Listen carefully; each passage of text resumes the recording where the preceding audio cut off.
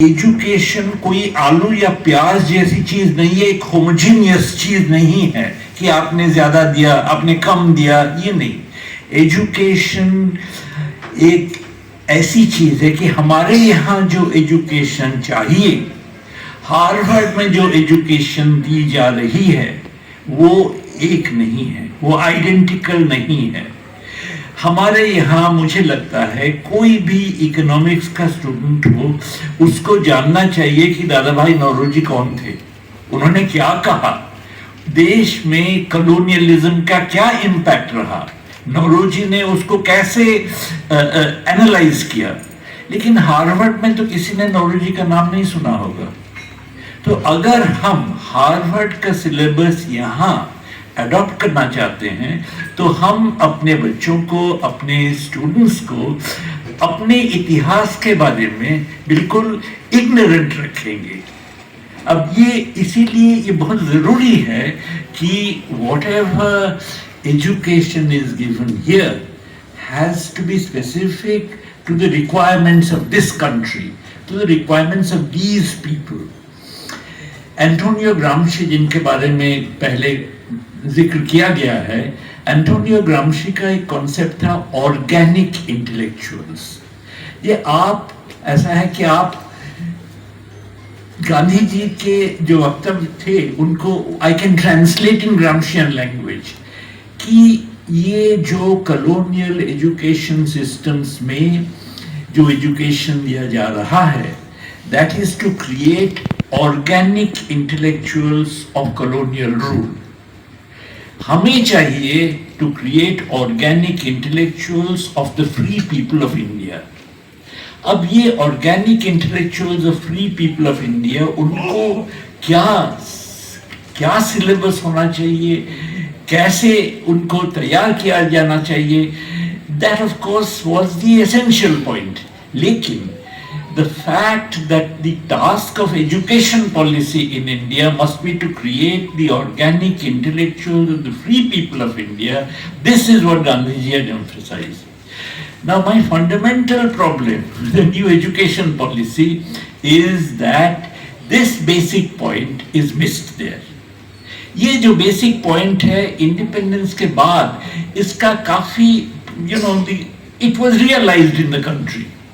It was realized जब मैं student था, मैं जब इकोनॉमिक्स पढ़ता था, उसमें जो पढ़ाया जाता था that was not the same as what is taught in Harvard.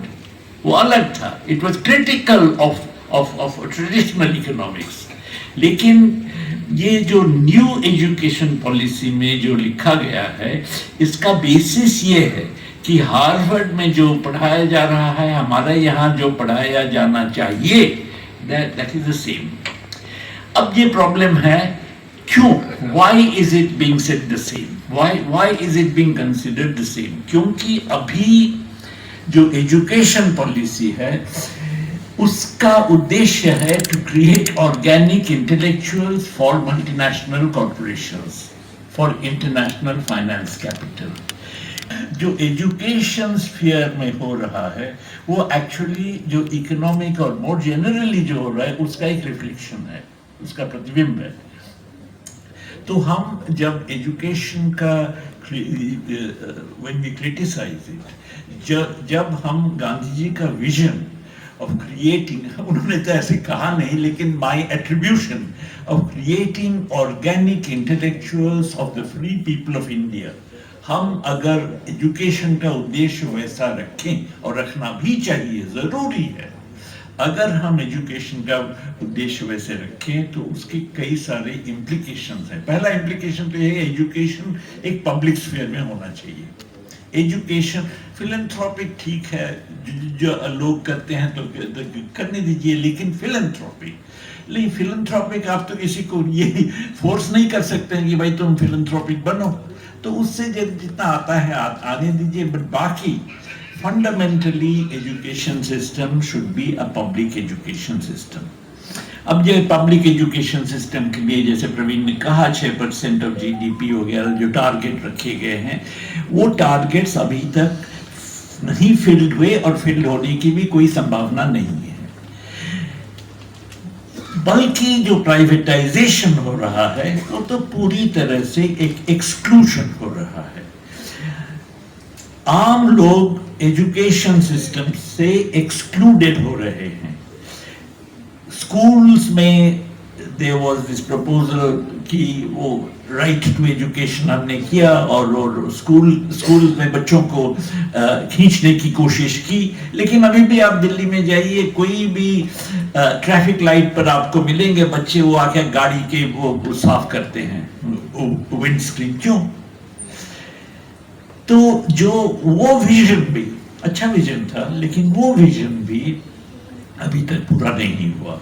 लेकिन when it comes to higher education कोई सवाल ही नहीं पैदा होता कि ordinary people's children going there। तो ये जो new education policy which encourages privatization, which encourages international universities coming and setting up here, teaching their own syllabi, ये बिल्कुल this is completely opposed to the perception of education that our founding fathers of the country had, the father of the nation had, that Gandhi ji had, that independence के बाद जो vision था ये इसके खिलाफ है। तो अगर हम प्रवीण ने कहा कि संघर्ष चाहिए, संघर्ष बिल्कुल चाहिए, पर ये ऐसा है कि जब मैं ये कहता हूँ लोग मुझसे पूछते हैं तो क्या एम्प्लॉयमेंट नहीं चाहिए लोगों के लिए? अगर एम्प्लॉयमेंट चाहिए तो आप कैसे उनको एम्प्लॉयमेंट देंगे? अगर वो मल्टीनेशनल कॉर्पोरेशन इंडोनेशिया जाएंगे, हमारे यहाँ नहीं इन्वेस्ट करेंगे तो यहाँ हमारे यहाँ नौकरी नहीं बढ़ेगी। अगर नौकरी नहीं बढ़ेंगे तो लोगों को आप कैसे एम्प्लॉयमेंट देंगे? I would like to say that education reform must begin with separating education from employment. यानी कि there has to be a right to employment. State, राष्ट्र हर एक को employment देने के लिए must be compelled. It must be a right to employment that has to be guaranteed. जैसे हमारे constitution में there are various fundamental rights. There has to be a fundamental right to employment. If by chance आप employment नहीं दे सकते हैं, in that case you should be paid a full wage. You should be paid a full wage. क्योंकि इसके पीछे the philosophy behind it is that अगर मैं बेकार हूँ तो ये मेरा कोई दोष नहीं है. This is a दोष of the system. जो सिस्टम अगर मुझे नौकरी नहीं दे सकती है, then that system is culpable. So the system must pay for its crime by giving me a full wage. तो एक right to employment तो बहुत ही जरूरी है. Right to employment अगर हो तो लोग education, critical thinking, वो फिर कोटा जाने की जरूरत नहीं है. तो then they can think, relate to things, think creatively. वो जो हमारे यहाँ एजुकेशन सिस्टम में apart from a few places जो मिसिंग है उसको हम जोड़ सकते हैं. अब राइट टू एम्प्लॉयमेंट आप कहेंगे बड़ी चीज है, हाउ कैन यू से राइट टू एम्प्लॉयमेंट, इसके लिए पैसे कहाँ से आएंगे? और हम लोगों ने एक कैलकुलेशन की, अगर हम 5 फंडामेंटल इकोनॉमिक राइट जोड़ना चाहते हैं हमारे कॉन्स्टिट्यूशन में, right to food, right to employment, right to free universal education, right to free universal health care, जैसे नेशनल हेल्थ सर्विस है ब्रिटेन में, जैसे सोवियत यूनियन में हुआ करता था, completely free health care, and right to old age pension and disability benefits. अगर हम ये 5 फंडामेंटल इकोनॉमिक राइट हमारे कॉन्स्टिट्यूशन में जोड़ना चाहें तो उसके लिए अभी कुछ खर्चा हो रहे हैं इन चीजों पर. इन एडिशन उसके लिए हमारे जीडीपी के 10% एडिशनल चाहिए. अब 10% एडिशनल अगर आप उस पर स्पेंड करना चाहते हैं तो 10% एडिशनल टैक्स रेवेन्यू मोबिलाइज करने की जरूरत नहीं है. वो 7 या 6.5% से चलता है। इकोनॉमिक्स में एक थियरी है मल्टीप्लायर, आप जब खर्चा करते हैं उसमें से कुछ टैक्स के रूप में आपके पास आ जाता है, फिर आप उसको खर्चा कर सकते हैं। इसीलिए अगर आपको 10% खर्चा करना है तो आप 7% या ऐसा कुछ एडिशनल टैक्स रेवेन्यू मोबिलाइज करने की जरूरत है। ये जो 7% एक्स्ट्रा मोबिलाइज करने की जरूरत है वो आप सिर्फ 2 टैक्सेस से निकाल सकते हैं, और 2 taxes levied on only 1% of population. ऊपर के 1% जो है हमारा पॉपुलेशन, उनके ऊपर आप 2 टैक्स बिठाइए, आपको ये 7% ऑफ जीडीपी मिलेंगे। एक तो है वेल्थ टैक्स, 2% वेल्थ टैक्स, यानी कि आपका वेल्थ जो भी है उसका 2% वेल्थ टैक्स आपको देना पड़ेगा। दूसरा है इनहेरिटेंस टैक्स। हमारे यहाँ इनहेरिटेंस टैक्स नहीं है। क्यों नहीं है? देखिए, एक कैपिटलिज्म का एक फिलॉसफी है कि भाई कैपिटलिस्ट को इतने पैसे क्यों मिलते हैं। वो फिलॉसफी कहता है, जो उन्हीं का है, कि उनके पास कोई स्पेशल एबिलिटी है। और कैपिटलिस्ट के पास स्पेशल एबिलिटी है, अडानी के पास कोई स्पेशल एबिलिटी है जो आपके पास नहीं है, इसीलिए वो इतना रिच है। अंबानी के पास कोई स्पेशल एबिलिटी है, चलो इसको मान लेते, लेट अस एक्सेप्ट इट। लेकिन उसके बेटे के पास अगर वो स्पेशल एबिलिटी है, उसको तो दिखाना पड़ेगा, he has to prove that his son has a special ability. इसीलिए in all advanced countries there is an inheritance tax. वो डेथ ड्यूटी के रूप में लिया जाता है at the end of a person's life. Japan में 55% इज द डेथ ड्यूटी, यानी कि अगर if some rich man dies, उसके 55% of his property is taken over by the state. America और ब्रिटेन में 40% of his property is taken over by the state. हमारे यहाँ 0। मैं कह रहा हूं कि अगर 1% ऊपर की जो पॉपुलेशन है उनके ऊपर आप 1/3, यानी कि अगर आपका 100 रुपए है प्रॉपर्टी, उसमें से आप 33 रुपए ले लीजिए, when the person you just take it every, मैं ये नहीं कह रहा हूँ कि only at the time of death, you can take it at you know जब भी प्रॉपर्टी ट्रांसफर होता है आप 1/3 ले लीजिए। ये दोनों टैक्सेस से you can finance 5 of these fundamental rights।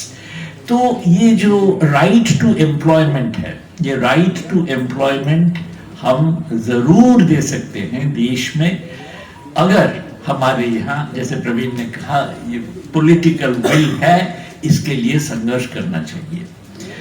अब बिहार की बात है, ऑफ कोर्स आप कह सकते हैं कि भाई Bihar can not impose these taxes, क्योंकि constitutionally it is only the central government that can impose these taxes. What can be done in a state? बहुत कुछ चीजें हो सकती है। One of the things that can be done is that already जितना भी खर्चा हो रहा है एजुकेशन के ऊपर, आप यू इंसिस्ट इस खर्चे से स्कूल और colleges actually properly run. For instance teachers are employed in schools वगैरह वगैरह। The second thing that the खर्चा जो हो रहा है उसका सदुपयोग हो रहा है। और दूसरी बात यह है कि आप यू नो दैट ठीक है, आप राइट टू एम्प्लॉयमेंट तो नहीं कर सकते हैं, लेकिन एक अर्बन एम्प्लॉयमेंट गारंटी स्कीम करिए जिससे पढ़े लिखे लोग भी कैन बी एम्प्लॉयड। मैंने एक बार स्टिग्लिट्ज से बात की थी, वो अमेरिका के बड़े इकोनॉमिस्ट हैं, नोबेल प्राइज विनर हैं वगैरह वगैरह। तो हम लोग, मैं केरला में काम करता था, तो हम लोग केरला में we introduced this urban employment guarantee. मुझे मालूम नहीं आजकल क्या हो रहा है इसके बारे में, लेकिन उस जमाने में हमने इंट्रोड्यूस किया था। In the beginning of course, क्योंकि वो पॉपुलेशन बढ़ने से सब विलेजेस वो रिक्लासिफाइड हो जाते हैं अर्बन, उनके यहाँ जो रूरल एम्प्लॉयमेंट गारंटी था उसी को फाइनेंस किया गया ये अर्बन एम्प्लॉयमेंट गारंटी स्कीम से। तो बाद में क्या हुआ है मुझे मालूम नहीं, लेकिन स्टिग्लिट्ज ने कहा कि एक बड़ी अच्छी बात, देखिए स्कूल के लड़के, अमेरिका के स्कूल के लड़के, ही आस्क्ड मी, तुम हाउ डू यू वांट, क्या क्या करेंगे गांव में जो रूरल एम्प्लॉयमेंट स्कीम होता है वो कुछ काम करते हैं उसके लिए। तो अर्बन एम्प्लॉयमेंट, अगर if it for educated people, वो क्या करेंगे? तो ऐसे एक चीज मैं सोच सकता हूं, वो ये है कि वो बच्चों को ट्यूशन दे सकते हैं। ऐसा है, स्टिग्लिट्ज ने कहा हाँ ये सही है, क्योंकि अमेरिका में देखा गया है कि समर वेकेशन के बाद जो एक बहुत लंबी छुट्टी होती है, ब्लैक चिल्ड्रन जिनके जो who don't have private tutors and so on, वो भूल जाते हैं। When they come back to school, वो जो कुछ पढ़ाया गया था वो भूल जाते हैं, क्योंकि वो 3 महीने का जो ब्रेक होता है उसमें उनको तो कोई प्राइवेट ट्यूशन वगैरह नहीं है।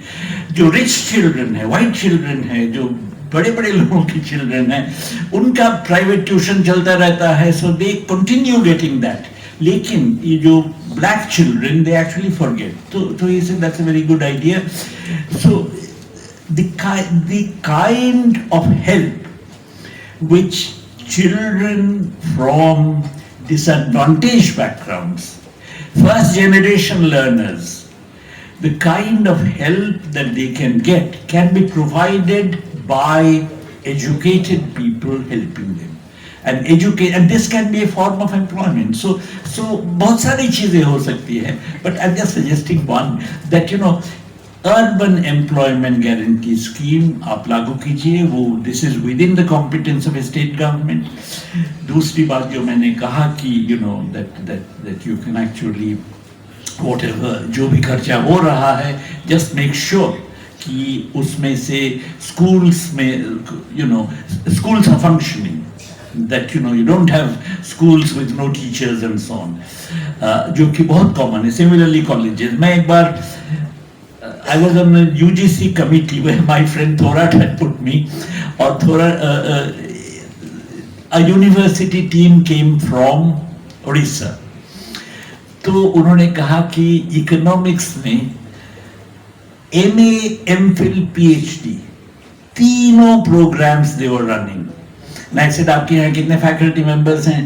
उन्होंने कहा 3 फैकल्टी मेंबर्स हैं। हमने कहा भाई 3 फैकल्टी मेंबर्स कैसे MA, MPhil, PhD तीनों कैसे पढ़ाएंगे? They said we actually ask the students to read on their own. In other words, कोई पढ़ाना ही नहीं होता है। So let us make sure that universities are properly staffed, that schools are properly staffed. कम से कम in Bihar, because so much is spent on education, we can make sure that that is done. और भी बहुत कुछ हो सकता है, लेकिन जैसे प्रवीण ने कहा, इसके लिए संघर्ष चाहिए, और संघर्ष सबसे बड़ी जरूरी चीज है आज। Thank you.